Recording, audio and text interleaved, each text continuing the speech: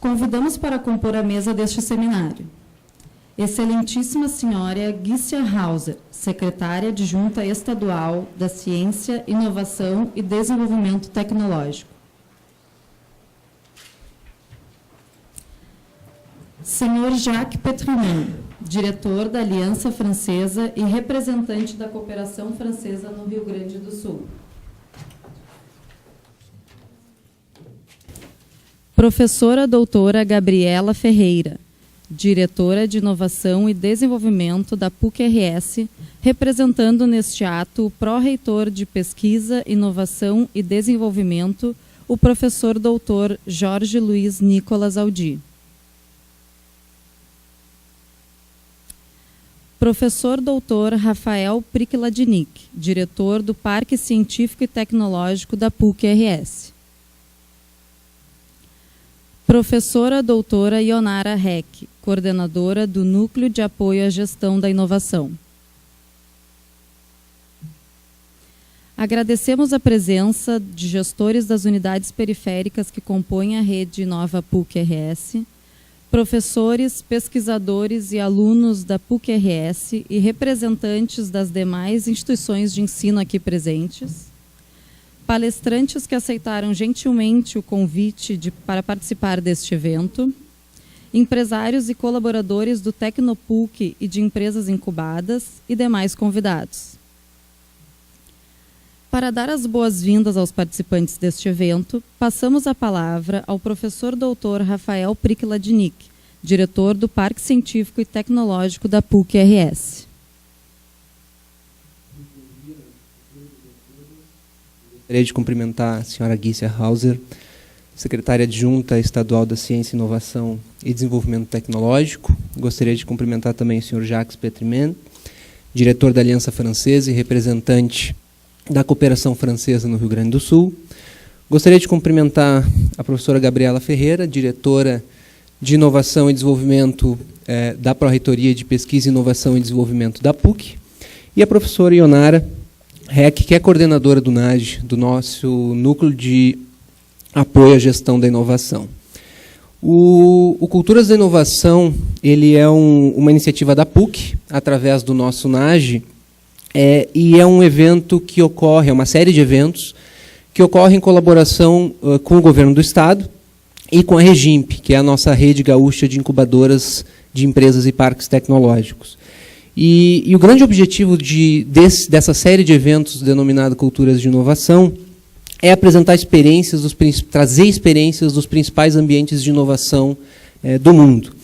Nós já fizemos até agora 6 eventos desta série de eventos Culturas de Inovação, com 4 países: Israel, México, Coreia e Itália. E é com muita satisfação que nós agora, nessa semana, nesses 2 dias, faremos a edição francesa do evento, e é um evento que tem gerado um interesse bastante significativo. Nós tivemos até agora em todos esses eventos mais de 1.000 inscritos, né? Então realmente nos surpreendeu positivamente, e acho que o grande objetivo de eventos como esses é contribuir com a formação, com a nossa visão sobre como constituir ambientes de inovação, tendo por base referências internacionais. Então, nessa minha rápida fala, eu gostaria de agradecer ao NAGE, agradecer ao NAGE e nominalmente às professoras Ionara e Kellen e toda a equipe, por todo o trabalho que vem desempenhando na organização desses eventos. Gostaria também de agradecer a Aliança Francesa, gostaria de agradecer ao Consulado Geral da França, em São Paulo, por todo o apoio especificamente para esse evento poder acontecer. Então, muito obrigado a todos. E aos nossos visitantes e aos nossos palestrantes, sintam-se em casa aqui na PUC e sejam todos muito bem-vindos à PUC e ao Tecnopuc. Muito obrigado.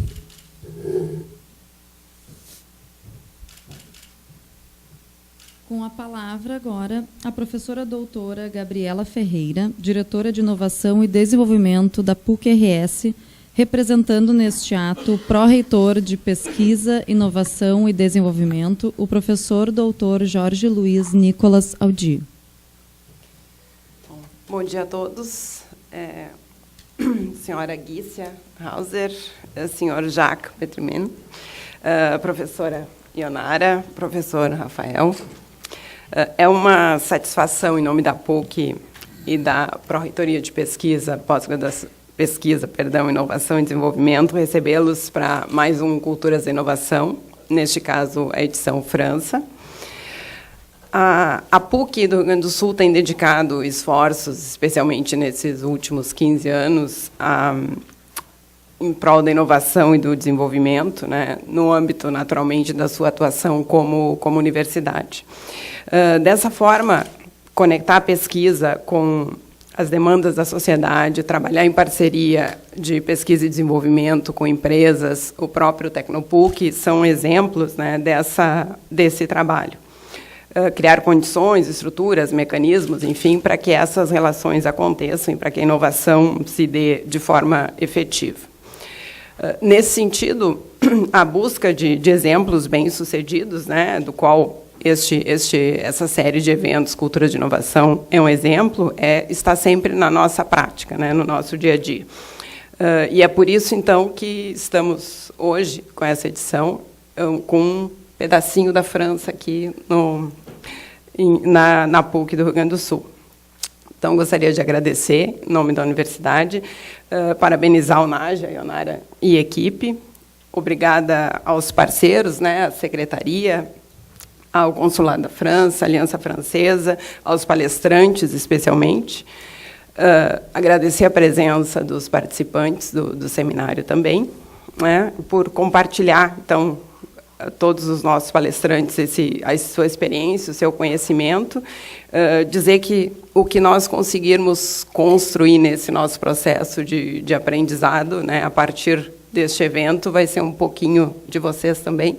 Então, sintam-se participantes desse nosso processo de crescimento e sintam-se, como disse o Rafael, em casa aqui na PUC. Muito obrigada.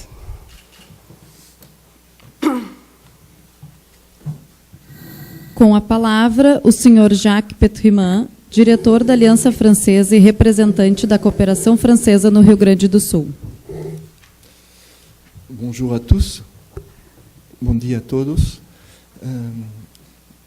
Estou pensando, não sei se vou falar em português ou em francês, mas talvez, como temos uma tradutora muito competente, seria mais fácil para mim falar em francês. Très chers amis, chers partenaires de Tecnopuc, d'ANAGI, c'est un vrai plaisir, un immense plaisir de partager ce moment d'inauguration avec vous, avec Gícia, avec le directeur de Tecnopuc, avec les représentants de l'université, avec l'équipe d'ANAGI avec qui nous avons travaillé de façon très très efficace, avec Gérard Chuzel qui est en train d'arriver de São Paulo, avec qui nous avons aussi beaucoup coordonné les préparatifs. Je suis ici avec notre président de l'Alliance française, M. Galera, avec notre vice-président, M. Ferreira de Melo. Malheureusement, notre consul honoraire, M. Roner Fabri, ne peut pas être parmi nous ce matin. Il a des contraintes de travail, des contraintes professionnelles à São Paulo. Il sera là demain. Donc, ce séminaire organisé avec nos partenaires, nos amis de la NAGI, de Tecnopuc, est une partie, est une activité des nombreuses relations qui existent, des nombreuses relations de coopération, des nombreux partenariats qui existent entre le Rio Grande do Sul et la France. Nous avons développé avec beaucoup d'efficacité, beaucoup de plaisir aussi, de nombreuses actions dans le domaine culturel, dans le domaine universitaire, avec par exemple beaucoup d'étudiants de la PUC qui sont en train d'étudier en France. Nous avons là un ami qui est responsable du programme Rafitech, des échanges entre les écoles d'ingénieurs. Nous avons développé beaucoup d'actions avec le gouvernement de Rio Grande do Sul, avec Gícia en particulier, qui, pour concrétiser ces échanges avec une région française qui s'appelle la région Pays de la Loire, dont nous avons plusieurs représentants ici. Monsieur Guellerin, qui est dans la salle, le directeur de l'école de design, Gaël, qui est ici une experte dans le domaine de l'innovation et qui vous adressera la parole dans la journée. Nous avons, avec le gouvernement de Rio Grande do Sul, tissé des liens de partenariat, d'amitié très très forts avec la région Pays de Loire. Et notre secrétaire d'État à la technologie, sciences et innovation, Gicia, est une des actrices les plus efficaces de ces liens d'amitié et de coopération.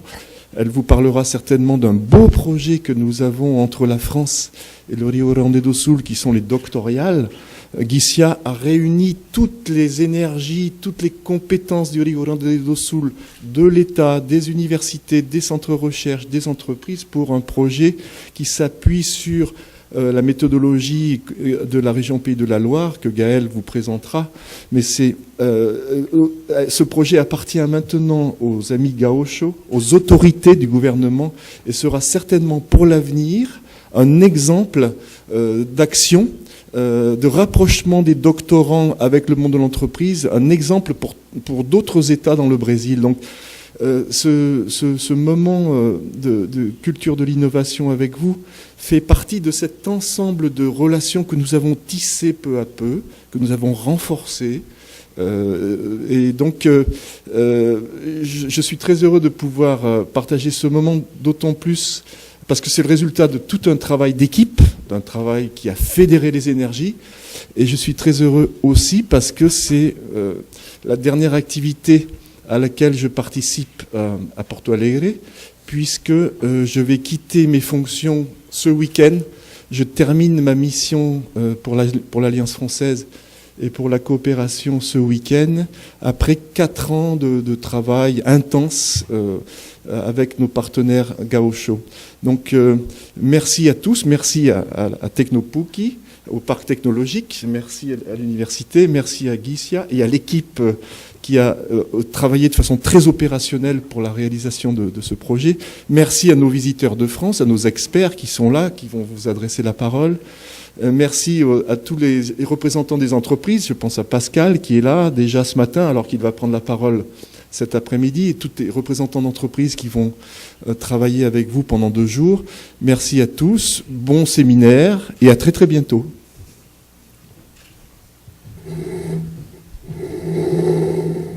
Com a palavra, a senhora Gicia Hauser, secretária adjunta estadual da Ciência, Inovação e Desenvolvimento Tecnológico. Bom dia a todos. Desculpe a minha voz, mas com essas mudanças de temperatura a gente acaba ficando desse jeito. Rafael, Jacques, Gabriela, Ionara. Eu estava pensando aqui, enquanto todos estavam falando, né, quer dizer, não tem como a gente avançar sem ser um trabalho em equipe. E o que a gente vem conseguindo fazer aqui no Rio Grande do Sul, nessa área de inovação, de ciência e tecnologia, é porque nós temos atores fortes, comprometidos, engajados, muito, assim, eu digo do fundo do coração. É uma satisfação trabalhar com vocês, porque nesse projeto Culturas de Inovação, a Secretaria de Ciência e Tecnologia é o agente financeiro, mas não adianta financiar se a gente não tem uma instituição forte como a PUC para construir, a partir desse financiamento, coisas tão boas como esses eventos de cultura de inovação que permitem que a gente tenha contato real com experiências de outros países e produz trocas que são muito importantes. Eu quero aproveitar esses 5 minutos que eu tenho para fazer uma homenagem ao Jacques. O Jacques Petrimont, ele teve quanto tempo aqui, Jacques? 4 anos aqui no Rio Grande do Sul. Poucas vezes a gente teve um trabalho de cooperação com o governo francês tão intenso e tão comprometido como a gente teve nesses últimos anos com o Jacques. Eu lembro que a Pronta aqui, não me deixa mentir, a deputada, hoje deputada Estela, na época ela era secretária da administração, ela estava organizando uma missão para a França em 2012. Nós tínhamos muito pouco tempo. O Jacques rapidamente fez todos os contatos, tivemos uma agenda excelente, e na época eu queria fazer o contato com o pessoal da UNAM para a gente trazer o Dr. Rial para o Rio Grande do Sul. E o Jacques deu um jeito de conseguir, e isso foi fundamental, porque abriu a relação com a Corinne Mihai, lá da UNAM, e nós podemos, então, pensar num projeto que é conjunto, é um projeto que eu acho muito importante para complementar todas as ações de inovação que vêm sendo feitas pelas universidades gaúchas e pelos parques tecnológicos gaúchos. Ela sai como uma ação da cooperação do RS Tecnópole, articula todos os pró-reitores, a gente vem trabalhando em parceria. A última reunião em que se definiu os 100 participantes, que não sei se todos sabem, mas saiu a lista dos 100 selecionados na sexta-feira, foi uma reunião com representantes de todas as universidades que têm doutorado no Rio Grande do Sul. É um trabalho realmente coletivo, e que a gente vai ter esses 5 dias em novembro, com a metodologia francesa, em que 100 doutorandos vão estar trabalhando a sua relação, a relação da sua pesquisa com o mundo da inovação, com o mercado, com esse outro olhar que a gente está buscando reforçar, que é a relação entre os doutorandos e as empresas. Nós vamos ter a oportunidade de falar mais sobre isso, então eu não vou me delongar muito aqui hoje, porque na tarde, amanhã à tarde, que a gente vai falar sobre cooperação Brasil-França, eu vou aproveitar esse momento para agradecer ao Jacques por tudo que ele fez aqui e que vem fazendo, e gostaria de convidá-lo para participar do Dr. Rial em novembro. Ele vai estar pertinho, vai estar no México, e agradecer a todos pela presença e pelo trabalho que vocês têm feito. Bom seminário. Agradecemos a participação dos senhores nesta abertura e pedimos às autoridades que compõem esta mesa a retornarem para seus lugares na plateia. Dando andamento ao primeiro dia de seminário, algumas recomendações. Dentro das pastas, vocês encontrarão o formulário de avaliação. Solicitamos que preencham e entreguem para nossas recepcionistas no final do evento. Os certificados de participação serão enviados para o e-mail indicado na inscrição em até 30 dias após o evento. Na pasta, os senhores também encontrarão a programação dos 2 dias de evento e folhas em branco para anotações, assim como para envio de perguntas nos momentos de debate. As perguntas serão recolhidas por nossas recepcionistas durante o debate. As palestras serão ministradas em francês e contam com tradução simultânea. Desejamos um ótimo seminário a todos. Neste momento, daremos início à sessão 1 deste seminário, que abordará as iniciativas francesas para a promoção da inovação no contexto internacional. Esta sessão é composta por 4 palestras, e, ao final das apresentações, teremos um momento para debate, que será moderado pelo professor doutor Paulo Zavislak, da Escola de Administração da Universidade Federal do Rio Grande do Sul. O público participará com perguntas escritas através das folhas em branco que se encontram nas pastas do evento. Convidamos agora para proferir a primeira palestra deste seminário o professor doutor Marc Gigé, presidente do Instituto Europeu de Estratégias Criativas e de Inovação, para proferir a palestra intitulada Ecossistemas de Inovação para Amanhã, uma visão internacional. Bonjour. Je suis très content d'être parmi vous aujourd'hui. Voilà. Donc, pour parler d'innovation. Alors, moi, je traiterai du sujet de la culture de l'innovation. Alors, est-ce qu'on peut l'enseigner ou la transmettre? Voilà, nous on est venu d'une ville assez lointaine qui s'appelle Paris. Voilà, pour montrer un petit peu ce qu'on fait, même si notre activité se fait dans le monde entier. Alors, qui sommes-nous? Quelques mots, quelques images. Vous savez ce que l'on fait. L'éducation pour une culture de l'innovation. Celui-là. Ça fait 30 ans qu'on ne fait que ça, en fait. Voilà. Essentiellement pour les dirigeants d'entreprises dans le monde. Et pour des entreprises leaders mondiales. Donc on verra ce que veut dire culture d'innovation pour les grandes entreprises leaders.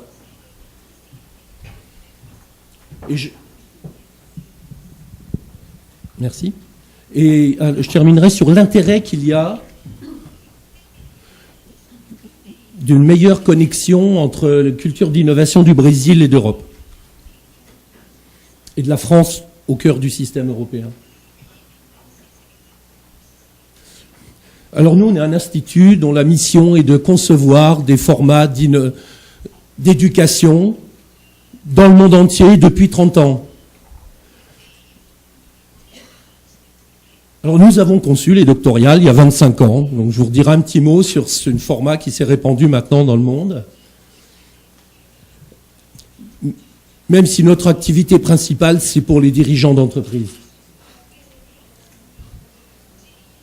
Chantal, après moi, vous présentera 2 formats qui sont les mardis de l'innovation, format gratuit diffusé dans 140 pays sur la formation à l'innovation, et le Club de Paris, qui est le retour d'expérience des leaders mondiaux. Voilà, nous on forme à peu près 12 000 dirigeants par an, Europe, Amérique du Nord, Amérique du Sud, surtout Brésil, Asie, Chine surtout, et puis Moyen-Orient. Voilà. Alors voilà, formation, il y a 25 ans, c'était un défi de créer les doctorales, avec l'association Bernard Grégory de promotion des chercheurs, avec les grands centres de recherche. En fait, à l'origine, les grands centres de recherche nous ont dit tous les docteurs que l'on forme ne pourront pas travailler à l'université ou dans la recherche. Il faut qu'ils voient qu'il y a un monde ailleurs qui est celui de l'entreprise, trouver un format qui les prépare à innover. Alors, vous voyez la première doctorale tout en haut. Hein. Et puis en bas, celui de Polytechnique et de l'université Pierre et Marie Curie. Donc moi j'ai eu l'occasion d'en accompagner pour une 50aine d'universités, une 40aine en France et une dizaine à d'autres pays. Maintenant, les universités ont intégré ce format qui est très, très efficace, puisqu'il y a un peu plus de 10 000 docteurs dans le monde qui ont suivi ce format. Voilà, ça c'était pour les jeunes polytechniciens, docteurs. Niveau doctorat, esprit jardin d'enfants, gardez l'aspect. Voilà, puisqu'en fait c'est des formats qu'on décline aussi bien pour les enfants que pour les dirigeants. Là, on voit les collèges José, par exemple, au Brésil, du Senai, qui appliquent aussi ce type de démarche. Hein. Voilà, aussi pour les petits Chinois, pour des Américains, des Indiens, voilà. Le plaisir, en fait, de concevoir ensemble. Voilà, ça c'est au Brésil, c'est la Fédération d'industrie de l'État du Paraná, où ils forment 2000 personnes à l'équipe projet. Voilà. Aussi pour des entreprises, là, c'est les gens de Venturi, vous voyez, une équipe projet opérationnelle dans les véhicules électriques. Voilà, et l'utilisation de techniques toujours un peu nouvelles, la télévision, le cinéma, les réseaux. Voilà. Et on avait introduit le format de présenter publiquement le résultat des projets. Voilà. Donc, c'est solide maintenant, après 25 ans, ça tourne. Vous pouvez faire confiance aux gens des Pays de la Loire, ils sont bien appropriés. Voilà, nous, on a fait beaucoup de formations dirigeants. Là, vous voyez Jean Todt, qui était patron de Ferrari, le patron de Felipe Massa, quand on travaillait pour eux, qui était le parrain des formations responsables d'équipe projet innovation. Là, c'était pour apprendre, en fait, la gestion des projets au meilleur niveau international. Et on fait les mêmes choses pour les universités américaines, Pennsylvania University, Wharton Business School par exemple. Voilà, même un peu état d'esprit. Voilà, donc formation pour les grands centres de recherche, universités, mais notre métier principal, c'est la formation des dirigeants. Disney, Intel, L'Oréal, etc., Samsung, Toshiba, etc., Continental. Donc nous, notre métier, c'est la formation des dirigeants, pour qu'ils restent au meilleur niveau dans leur domaine. Ici, c'est une formation pour la FIERX, Fédération d'industrie de Rio Grande du Sud, la fédération industrielle. On travaille beaucoup pour les fédérations industrielles, en fait, pour 1000 dirigeants. Formation des dirigeants de la mairie de Pékin, par exemple, aussi toujours à la dynamique d'innovation. Voilà.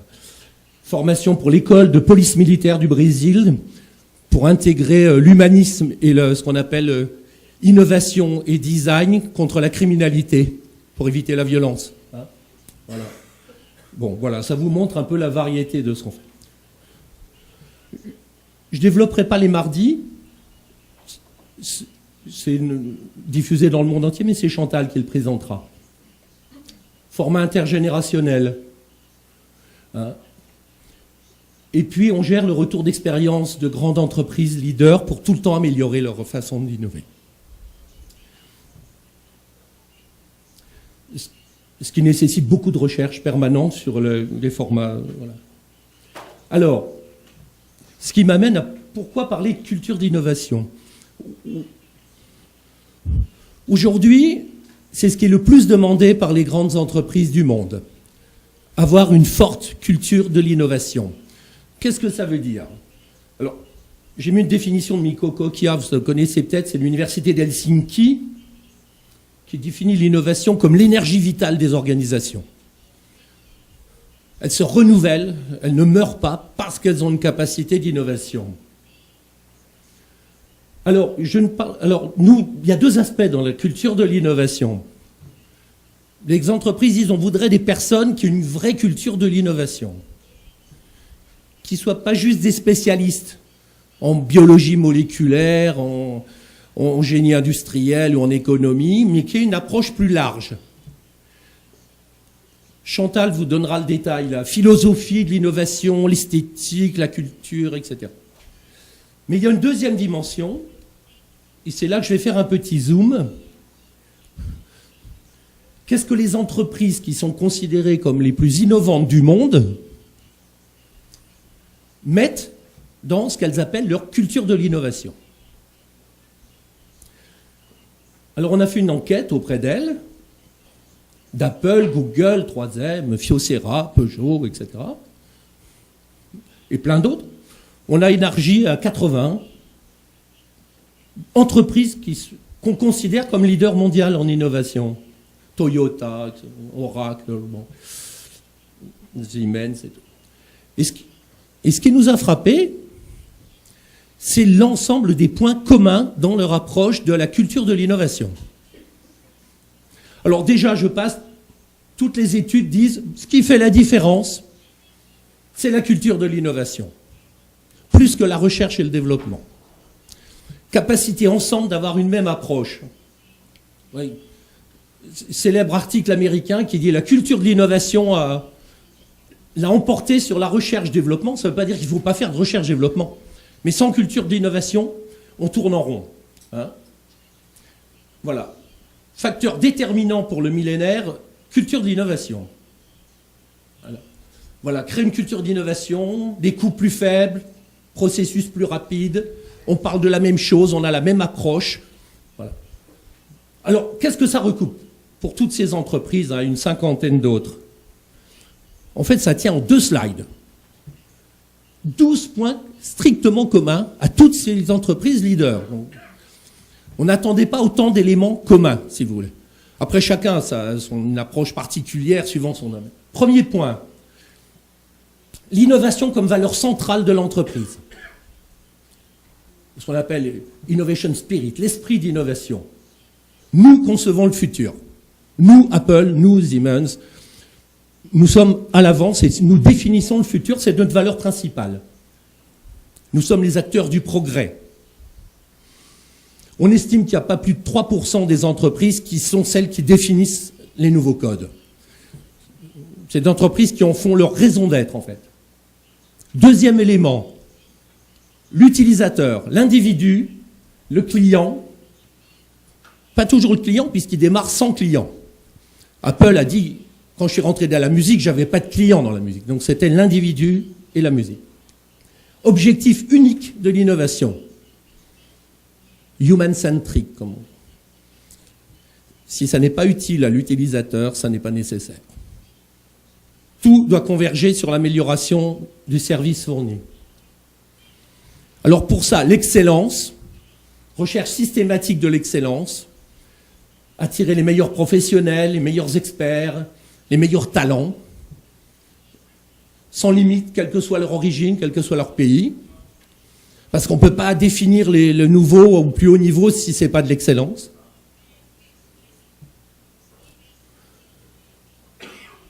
Au niveau de la gestion des personnes, ouverture au monde la plus large possible. Ouverture à la nouveauté, aux nouvelles idées, aux nouvelles technologies. Diversité des recrutements. Diversité des talents, des origines et autres. Les entreprises leaders sont les plus diversifiées au niveau de leurs compétences. Cet esprit de combinaison des talents. C'est pas monolithique. Tout le monde n'a pas fait la même école, tout le monde ne vient pas du même pays.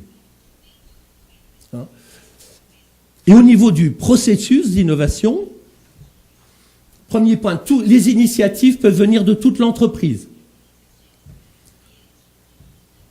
Elles peuvent venir sur le terrain, elles peuvent venir dans la recherche, du marketing, de les voyages, etc.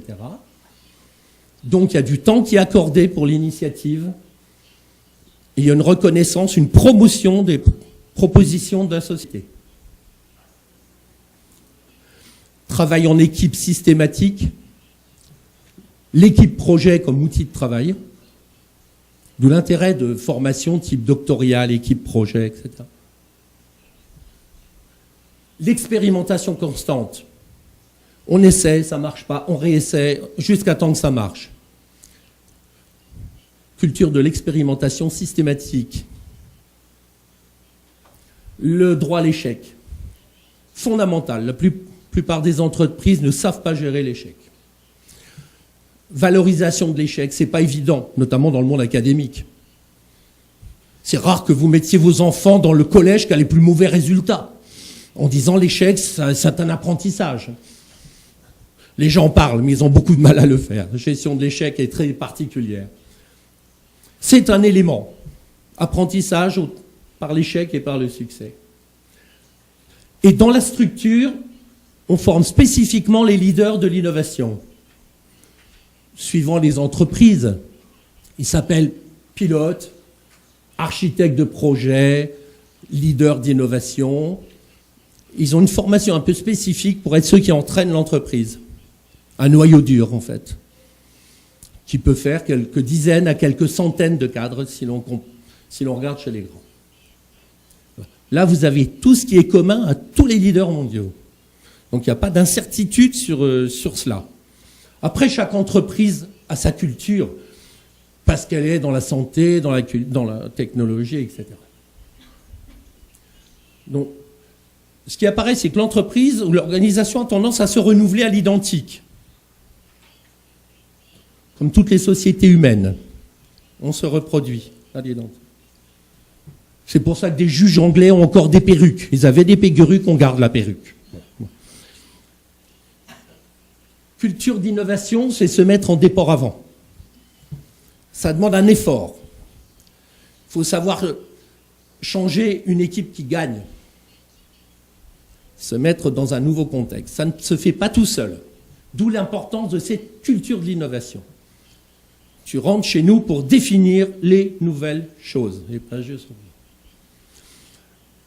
Je ne vais pas développer sur les outils, l'Innovation Center, les laboratoires, l'incubateur, les événements, la formation, les processus transparents, etc. Mais on a une assez bonne vision de ce que sont les outils qui permettent à une organisation de se renouveler. Alors je vous montre 2 exemples, mais on pourrait se balader dans tous les leaders mondiaux, on les a analysés en détail. Voilà ce que vous dit Google. Quand on forme les jeunes, il faut qu'il y ait Google, il faut qu'il y ait Twitter, sinon ils sont perdus, il ne faut pas juste Toyota et Daimler-Benz. Bon, vous voyez, Google vous dit, ailleurs ils innovent comme ça. Ils créent d'abord des centres de recherche. Nous, on crée d'abord une culture de l'innovation. Voilà. Ils utilisent surtout des PhD. Nous, on utilise tout le monde. D'abord des idées, pas beaucoup, des grandes, venant du haut. Nous, beaucoup, venant de tout le monde, etc. Alors, c'est un peu exagéré à l'américaine. Hein, on est bottom-up, ils sont top-down. Hein. Des recherches formelles, là, plutôt informelles. On fait des publications, des brevets, des produits. Nous, on prototype, on produit, on fait de l'expérimentation. Enfin. Alors, chacun l'interprète à sa façon, mais on retrouve toujours les points communs que je vous ai montrés. Hein? Mais toujours à la base, il y a culture de l'innovation partagée. Pareil chez Facebook. Culture d'innovation permanente chez Facebook. Ça, c'est les murs où tout le monde peut mettre ses propositions. Si vous allez chez Facebook en Californie, vous voyez ça. Oui. Apple, pareil. Alors, et toutes ces entreprises disent on ne peut développer une culture de l'innovation que par l'éducation. Je vous montre juste le cas de Samsung, qui est l'entreprise la plus innovante au monde aujourd'hui, en disant au milieu l'éducation. Éduquer pour innover. 1, éducation, développement de la capacité d'innovation, des infrastructures, liberté de lancement des projets. Hein? Alors, pourquoi coopérer Brésil-Europe? Alors, Brésil, il a été intégré dans les grandes cultures d'innovation mondiale maintenant, dans les formations qu'on fait dans le monde, au même type que culture américaine, indienne, chinoise, allemande, parce qu'on a une évolution très rapide du Brésil. Par exemple, il y a une dizaine d'années, on disait, oui, mais Brésil, les plus grandes entreprises, c'est Microsoft Brésil, Siemens Brésil, General Electric Brésil. Il n'y a pas de culture brésilienne de l'innovation. Aujourd'hui, c'est totalement faux. On a 50 entreprises leaders mondiales qui sont d'origine brésilienne. Hein? Natura, Boticario, Embraer, Positivo, Marco Polo, Petrobras, etc. Havaianas. Culture originale. Vous connaissez Embraer, Marco Polo dans le monde entier. Hein? Et on voit arriver le Made in Brazil un peu partout. Bon. Des valeurs de design très particulières, considéré un des 3 meilleurs designs au monde, au Brésil, hein, avec des valeurs fortes, originales. Hein. Les couleurs, spécificité du Brésil. On a l'impression d'être dans un film en noir et blanc quand on revient en Europe par rapport au Brésil. Et puis là, c'est une enquête faite par un grand cabinet américain, Deloitte, auprès des plus grandes entreprises du monde. Où est-ce qu'on trouve les gens les plus innovants? Inde, Thaïlande, Afrique du Sud, Brésil. Hein? Qui travaille dans une entreprise innovante? Inde, South, Brésil, vous voyez. Est-ce que mon entreprise est plus successful parce qu'elle innove? Brésil est deuxième, Inde, US. On n'a aucun complexe à avoir au Brésil sur l'innovation. Hein? Je ne le développerai pas là, je pourrais parler 3 heures d'innovation au Brésil, je l'aime beaucoup. En Europe, vous pouvez croire un peu que c'est le bordel vu du Brésil en ce moment. Il y a l'apparence et la réalité. On a un renouveau des cultures d'innovation en Europe. Alors c'est compliqué l'Europe. Il y a une culture française, allemande, nordique, anglaise, espagnole, italienne, avec chacun ses particularités, la mode, la conception. Mais tout ce monde-là travaille ensemble. Exactement, Airbus, Ariane, c'est tous les pays d'Europe, plus des partenaires d'autres pays. En fait, ça bouge beaucoup. La France n'est pas le plus mauvais partenaire. Vous voyez, dans la dernière étude de Thomson Reuters, il classe la France comme 3e pays le plus innovant au monde. C'est un peu survendu, je vous l'accorde, mais enfin, c'est un pays très high-tech. Vous connaissez Airbus, Ariane Espace, cœur artificiel, innovation mondiale, là, télélangue, apprendre une langue à son insu, Ipséo, système de vision unique au monde, Décilor, Aldébaran, robotique, etc. Leadership mondial sur la santé, high-tech, la vision, etc. La génétique, etc. Donc, assez high-tech. Vous avez vu d'ailleurs la connexion Brésil-France sur la science avec le médaille Fields de mathématiques brésilien cette année, mais qui travaille au CNRS, qui est le plus grand organisme de recherche en Europe, hein, qui est le CNRS. Donc c'est pas un mauvais contact de fonctionner avec la France, elle est au cœur du système européen. Ça vous permet à la fois d'avoir de l'excellence scientifique et technique et la connexion à d'autres. Alors les grands enjeux aujourd'hui, parmi d'autres, mais bâtir des vrais écosystèmes d'innovation. Alors attention, un écosystème d'innovation, c'est pas juste un technoparc. On a beaucoup de technocentres, technoparcs qui ne sont pas des écosystèmes d'innovation. Les entreprises n'y sont pas assez présentes. Nécessité aussi de répondre à la société. Aujourd'hui, la société est très déçue de l'innovation. Elle trouve que ça n'améliore pas suffisamment sa vie. Développer l'approche human-centric, innover pour tout le monde. Revenir à la notion de progrès. Dans le monde entier, le progrès est en train de balayer innovation. Le mot innovation régresse partout, renouvelé par progrès humain. Hein. Donc, être plus au service des gens, du côté gauche, par rapport au côté droit. Hein. Améliorer la vie des gens. Je vous montre juste ces images. Et améliorer la vie des gens, c'est de la sociologie, de l'anthropologie, de la psychologie, etc. C'est pas que de la technique. C'est pas que des hauts débits et du digital. Côté scientifique, 12 millions de chercheurs, 18 000 articles scientifiques par an, 2 millions de brevets par an, ça pousse, 110 000 revues scientifiques. Le problème, c'est que les gens ne mangent pas la technique. Il est peu vraisemblable que la dame rêve d'un wireless access protocol. Voyez. Les gens attendent que leur vie s'améliore. Voilà. L'innovation, c'est du côté des gens. Aujourd'hui, on a une revendication mondiale pour que l'innovation soit plus au service des gens et au service de l'amélioration de la société. Donc les écosystèmes, s'ils n'ont pas les entrepreneurs au milieu, là, comme en Inde ou ailleurs, il reste trop techno. Alors je finirai sur 2 slides. Que nous dit Steve Jobs? Il vous dit pour l'innovation, il y a la technique et il y a la société. Vous pouvez partir de la technique en cherchant des applications. C'est sans espoir, vous dit-il. Il faut partir des gens, leurs besoins, de leur santé, de leur vie, de leur transport, de leur éducation, voir ce qui pourrait l'améliorer, aller chercher les meilleurs technos. Mais le point de départ, ce n'est pas la technique, c'est les gens. Hein, on enseigne dans tout le Silicon. Alors, Brésil, ça nous avait frappé quand il y a eu les manifestations.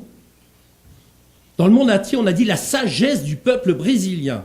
On dit pourquoi ils manifestent pour des salaires? Non, pour l'éducation, pour les transports, pour la santé, pour l'habitat, pour la sécurité.